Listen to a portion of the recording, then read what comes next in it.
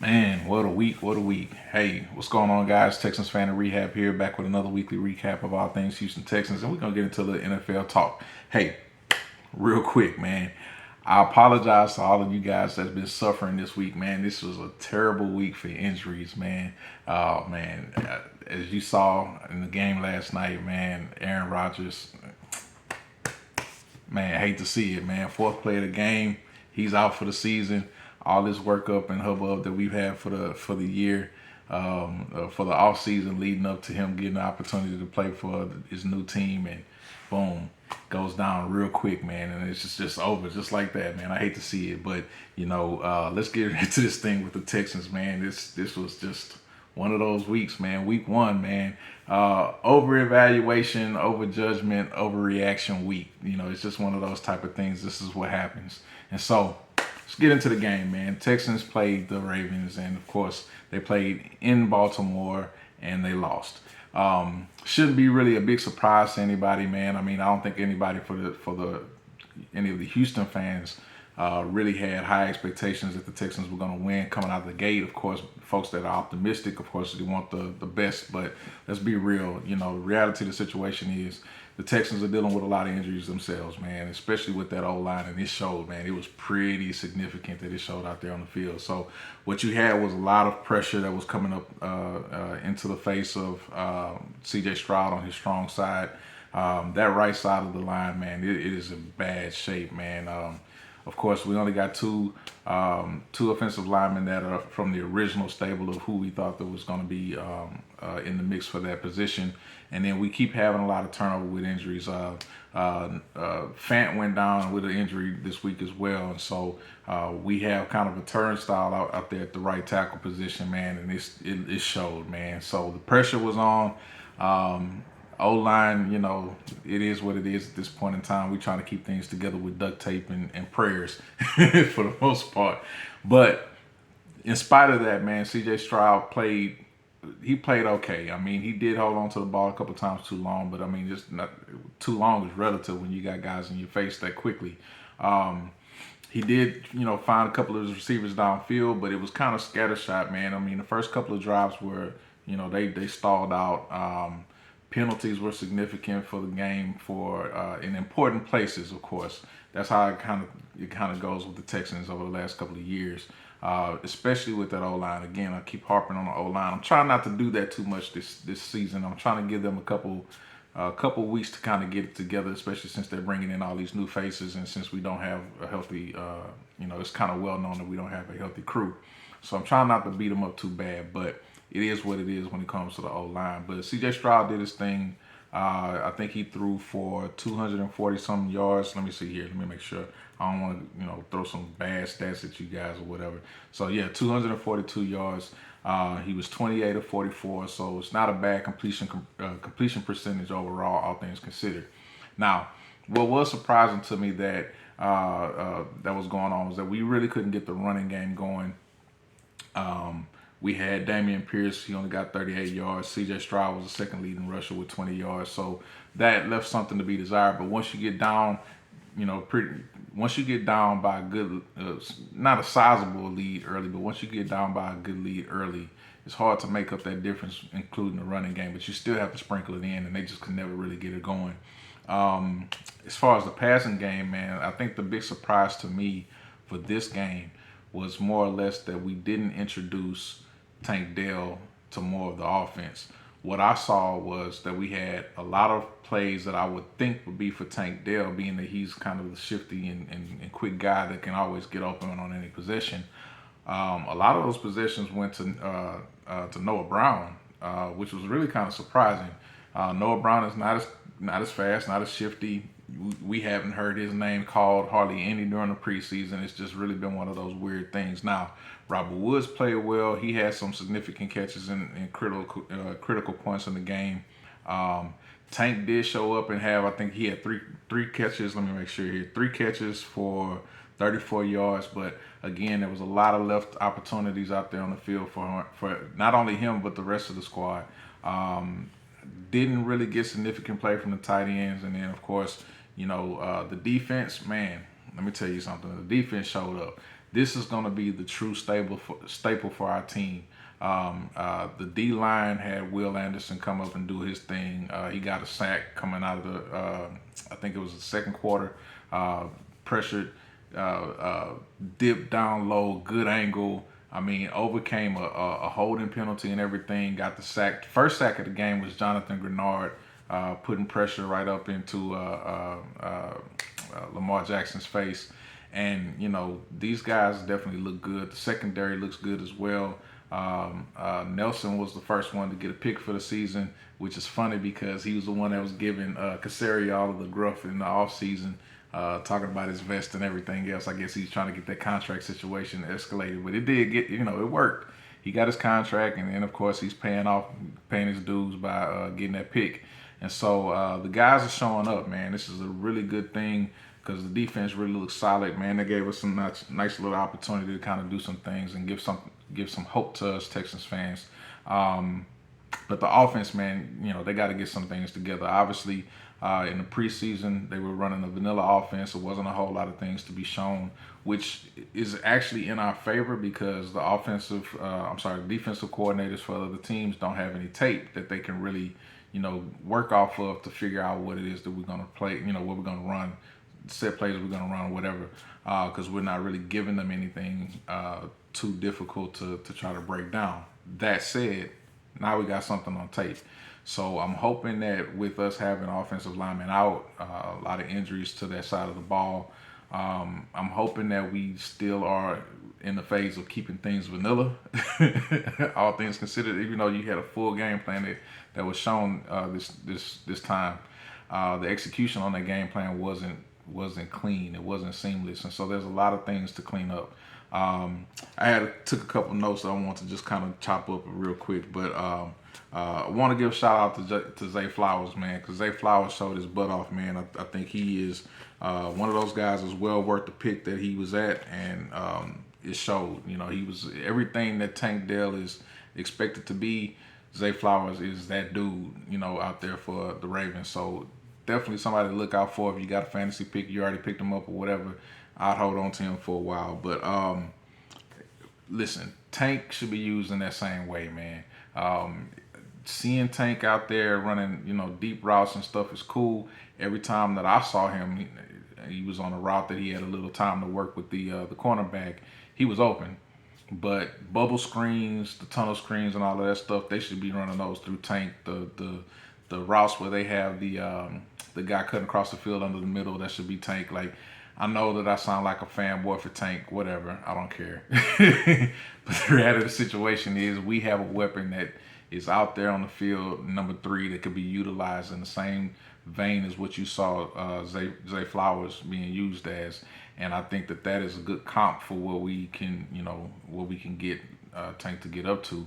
But we got to figure out a way to get him incorporated into the game. So I don't know what's the hold up with that. I don't know what's the, I don't know if there's, I can't say that he doesn't know the game plan. I saw him all preseason, even at training camps. Dude was open all the time. I'm just saying, dude was open all the time. This is a guy that is a very unique talent and weapon. If we can just figure out how to harness that, and I hope that they can figure this out. The Texans have been well known for having talent that they don't figure out exactly how to, mold the talent or utilize the talent that they have at the moment when they have it. Strike while the iron is hot, but they wasted a lot of those opportunities with guys like, J.J. Watt being what he was and can never get over the top, or, D-Hop, for example, or the biggest one is Dre, man, to be honest with you, by never putting him in a position where he had somebody that could throw him the ball and get him to be, in the guaranteed Hall of Fame status that he is. Now, he's a Hall of Famer, in my opinion, but I'm saying like that first ballot, no questions asked, guaranteed Hall of Famer. They never cultivated that type of situation with the talent that they had, and that's a miss for the Texans. And I'm hoping that we get to the point where that's never going to be the case again, but they got some things to be desired. Real quick, I had a conversation with somebody earlier this week at a bar, and we were talking about Cal McNair. And I think it's very interesting that Cal McNair has gone through this whole process of rebranding himself, and is actually executing fairly well, to be honest with you. And I think what it comes down to is that he started to incorporate his wife, honestly. And his wife seems to have stepped up and started taking the reins on trying to give him some, some direction on how to show himself better to the fans. Um, so having him come out and do his thing where he's at the camp and he's on the barbecue pit and he's serving the food to the guests and stuff like that. That was kind of cool. It's one of those moments where he was kind of hand to hand with people. But I saw an interview. Shout out to Sarge, man. Shout out to you, Big Sarge, man. I saw an interview with Big Sarge, and he's got this interview where he does an interview at his tailgate in the parking lot. And so I thought it was pretty cool to see Cal and his wife sitting on the tailgate doing the interview with Big Sarge, man. It kind of gets him to where he's more ingratiated with the fans. He's more personable. He's not some dude just sitting up at the top in the box or whatever like that. So I give credit to Cal and his wife for doing that. That's some work that absolutely needed to have happened a long time ago. I can remember just a couple years ago when the Texans would have, especially you would hear it on like Sports Radio 610 or whatever, where they would complain about the fact that Cal wouldn't come up and speak. So when the Texans were going through these long periods of losing, these long stretches of losing games, and people want answers, and fans were craving to have give me answers now because we're spending all this money on these games, and we're not getting a product on the field to show for it. Cal wasn't out there speaking like standing in front of the microphone and doing his best Jerry Jones. And that's fine. I mean, maybe he wasn't cut out for that initially. Maybe he wasn't prepared or ready for that initially or whatever. But I am so glad that his wife stepped up and started to kind of get things straightened out for him. So salute to you. You know what I'm saying? But let's get back to this, man. The Texans, the first half was just, it was an abomination, man. And so you spent the whole second half trying to play catch up. It wasn't a good look, man. The best thing about the team at this point is just the defense and the special teams play. One of the unique things for me is that as I've been watching football all these years, I get to where I see names and faces and stuff like that. And so sometimes you forget that players have moved around to other teams. So I saw the Jadeveon Clowney, man, and he made a play, and I saw this number 24, and I'm like, yo, did I hear that's Jadeveon Clowney? Like, am I my ears deceiving me or whatever? The number 24 just didn't make sense, whatever. But being that I grew up watching football players have set numbers for different positions or whatever, to see all of these players that have numbers that are low numbers. Like I think Perryman is number 6. As a linebacker, and that's kind of wild for me to see. Like I said, him, Clowney at 24, or you might see somebody that's carrying the number 0 or something like that. Big dude on the D line. It throws you all the way off, man. And then with these guys at the last minute, I know for some of the last minute cuts, some of the guys swap numbers because the numbers were available. Case in point, Tank Dell went from 13 to 3 for some reason. And so it kind of takes you a while to kind of retrain your brain and get everything refocused to what you see. Even though these transactions have happened, you may have put it away in your memory or whatever. But when you get out there and you actually see it on the field, man, it throws you off, man. So it took some time for me to kind of get myself back into the mix with that. But the Texans, man, they need to work on being able to sustain drives, man, orchestrating the game plan where you can put things together in a certain way where you can eat up those yards, get the good, 7-yard play or the 6-yard play, and then you have the next play that's ready to go right after that to get your, 3 or 4 yards and keep the drive going. I saw too many times that the Texans are doing what they usually do, which is, run one, pass two. Now you in a bad down and distance position, and you hoping and praying on your third down play. Like it's gotta be to the point where we have a game plan that's exciting, that's gonna get things executed consistently. I think I was mentioning to my boy at the bar that I would love for the Texans to be the aggressive type team that comes out the gate and has a drive that they can go straight down the field and put a foot in somebody's ass. But that's just not the case right now. Especially, it's just not the case. I think when we had Gary Kubiak, it's probably the last time I can really remember us doing that consistently, where he would have his 15 to 21 plays scripted that they knew that they were coming out and this is what they were going to do. Unfortunately, one of the things that also happened with Gary Kubiak is that he would get too loyal to certain plays, or he would get too loyal to certain personnel, and then when they start to falter, then they couldn't execute, and it became very predictable. And predictable stayed consistent even through Bill O'Brien years too. So I hope that D'Amico can kind of see what's going on here and make some transitional changes so that we can make sure that we don't have the same problem again. Man, I'm looking forward to the next game. Again, I'm not very optimistic. It is what it is when it comes to the Texans, man. They have every opportunity to get out here and show you something completely different than what you saw this last game. I thought going into this game, and I said in my previous video or my preview video, that the weather would play a significant part in the problem with how they would handle the game planning, but that wasn't the case. The weather was actually beautiful. It was actually pretty nice out there.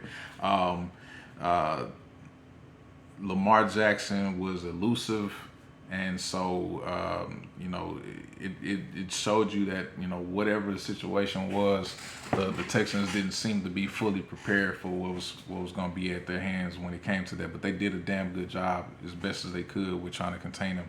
I don't know exactly where I was going. I probably switched thoughts while I was saying that. Forgive me for that, because I was thinking weather, and at the same time I was thinking about the fact that there wasn't the weather aspect as far as when Lamar got out there and was doing his thing. But so it shouldn't have impacted one team for the other any more or less. But I had my mindset that the weather was going to be a factor in the gameplay or in the game planning, and obviously that wasn't the case. And so we should have had the opportunity to see the team open it up, throw the ball down the field a little bit more consistently. It appeared that Baltimore was prepared for that, and being that the O-line is what it is, they kind of funneled everything to let's get them to do what they're not capable of doing right now, which is try to run, and it just didn't work out, man. There was no Odell Beckham sighting out there. I thought that was pretty good, man. That means that Derek Stingley did his job, man. I think Odell had one catch. Yeah, I think he had one catch. I know he had a PI that was BS. It was just one of those things where Odell, got a little old head favor to him. he turned left when the dude should have turned right. It is what it is, man. So he got a little veteran savvy out there and got his thing done. But next week we got the Colts, man. I looked across the league. I watched the highlights and everything. I was watching a bunch of the games live, but I looked across the league, and all the rookies actually played very well. All things considered, they played very well. Anthony Richardson got his first touchdown on a rush. Bryce Young got his first touchdown on a pass. So they look very well. Bijan Robinson got his first touchdown on a receiving play. So we have a lot of things to look forward to as far as the rookies coming out this season. But one of the things that, and I'm kind of speaking across the league right now, not just the Texans, but one of the things that was very evident was injuries are going to be a beast. Man, and it doesn't matter what team you have, man. I mean, J.K. Dobbins went down with an Achilles, and that's unfortunate for the Ravens. But they have Gus Edwards, they have Hill, who scored a couple touchdowns, and so they're going to keep pressing forward. But again, as I led with this, Aaron Rodgers going down is probably the biggest one. The injury bug, man, has been something that I was very skittish about in the preseason. I spoke about that a multitude of times. When we started camp, I just wanted these guys to get through the camp injury-free. And unfortunately, it seemed like maybe I jinxed it. Maybe I should have knocked on wood or something. I don't know. But the injury bug has come through, and it's hit the league hard. So if you can recall, man, last year, and I'm pretty sure probably the year before that, same thing happened. Injuries will come in as a wave and just hit a bunch of teams and change up the dynamic. It really messes things up, especially if you're in fantasy football or dynasty football leagues, where you have to deal and overcome with those type of circumstances. But the team has to as well. That's why they have these deep rosters, practice squads, and all this other stuff. I think one of the things that was unique this year is being that we have not only 3 preseason games, but you had the one cut down with the gap year with the gap week in between the third game and the first game of the season. I don't know that this is enough time for these guys to get their bodies prepared for what's coming. Maybe it is, maybe it isn't. I don't know. I'm just speculating. But you have an extended season now as well. So instead of it being 16 games, it's 17 games plus whatever postseason games that you might play or whatever. So is this enough time for the guys to get their bodies recouped? Is this enough time for them to get their bodies back together, get their bodies in shape for the season and the wear and tear that's coming to them? I would think that being that they lost a preseason game, it's going to take them a little bit more time to get their bodies into shape the way that it needs to be. So I would think more like the first 2 or 3 games of the season are probably just extensions of that preseason game, if that makes sense.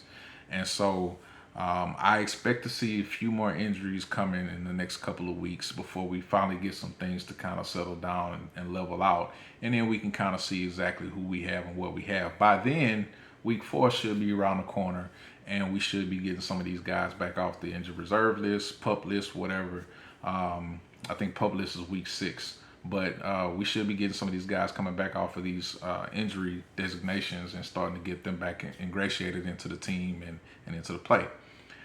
Hopefully, they've been working on all the game planning and everything else that they need to be doing so that once they get on the field, they can come in and it's not a restarting period all over again, because I would hate to see the Texans finally get around week 3 or week 4, finally get some things going, finally get those guys healthy again, bring them back onto the field, and then they start to look basically like they did week 1 all over again, where they're getting ran over and discombobulated left and right. There was some scuttlebutt about I can't think of the guy's name now. Of course, old habits, getting old is one of those things that comes to you and you start losing memory. But it's a guy, I think he's coming out of Denver, who is an O lineman who put some pictures out there on Twitter basically, and it's speculation that he may be looking for a team to come join, and of course, Texans might be looking for some O-line help. Man, I don't know how to feel about it right now. I mean, we're obviously, we picked up a couple of guys. I think we traded for a guy. We claimed a guy off of waivers not that long ago. We've been incorporating this round robin of people in here. So there's musical chairs out there on the right side of that line right now anyway. I hope the Texans find a good mix, man. Just, maybe in this week they can settle on a good, crew of guys that's going to be able to come in and get some cohesiveness this week. But hey, to be determined, man. But listen, I didn't intend on having this video be this long. Don't really want to talk about the loss for too long. I don't want to belabor that point. I want to move forward for next week. And what we got to look forward to, of course, is the Colts. Anthony Richardson looks like he's the truth, but he doesn't look like he's extremely accurate still. So I think with the defensive backs and the defensive play, we have some opportunities there. If I had to put some money behind some things, I think that I could probably put some money behind us having a chance against the Colts. So this week, I'm predicting, and I know I'm going to do a preview video later, but this week I'm predicting that we're actually going to get the dub. You know what I'm saying? So me being optimistic is what it is. I think the goal for this year, or what I saw as far as with the lineup of the schedule, my prediction this year was that the Texans will probably get about 7 wins, and I think that anything above 6 is great. We're winning at that point in time for what the expectation should be. Moving forward, maybe it's going to be a little bit more difficult. Obviously, this is an easy setup for a season with the schedule and the gameplay, and the type of schedule that it is. We don't have any primetime schedule games that we have to concern ourselves with, so there's no additional pressure on a new head coach and a new staff and a new quarterback for any performance of that type of that nature. So I think that this is going to be good for us, but I think that we have to kind of pick and choose where we're going to see these victories come. And I think that what I mean by that is like setting the expectation, right? As a fan, you don't want to get too high or too low, but you don't want to set too high of an expectation for the team, and they don't have the juice to get that expectation met.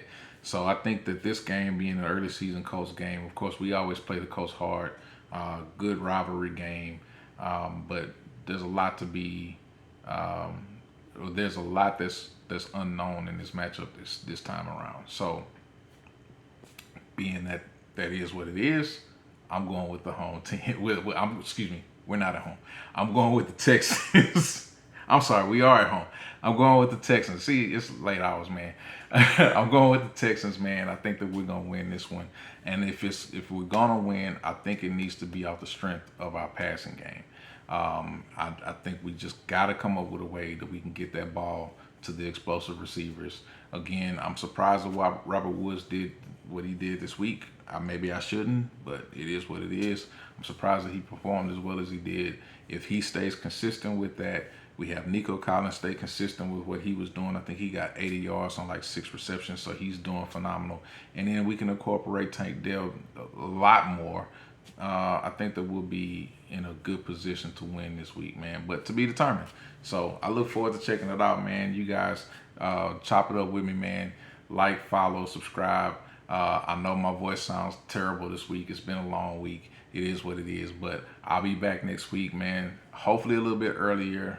I plan on being back after the Monday night game and making that a regular part of the schedule. As soon as the Monday night game is getting ready to wind down and end, I hop on. We do this thing. All right. Till next time, man. I'll see you guys later. Texans fan of Rehab. I'm out.